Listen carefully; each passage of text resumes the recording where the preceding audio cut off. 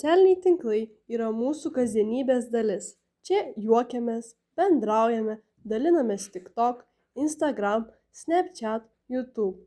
Randame juokingų dalykų, naujų draugų, palaikymą bei pripažinimą. Kaip džiaugiamės, kaip gera būna viduje, kai mūsų turinys kažkam patinka, kai sulaukime teigiamų komentarų.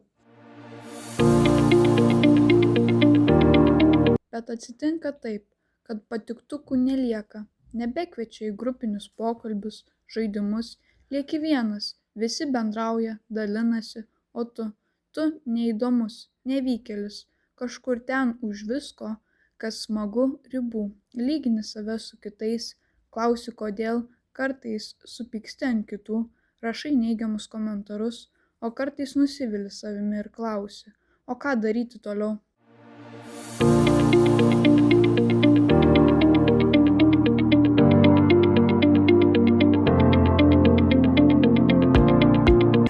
Mes nemokame ir nenorime gyventi be socialinių tinklų.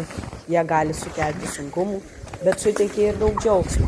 Svarbu naudotis atsakingai, mokėti atpažinti problemas, o šalia intensyvaus gyvenimo internete nepamiršti realaus gyvenimo, tikro bendravimo, paprastų žaidimų ir užsiėmimų.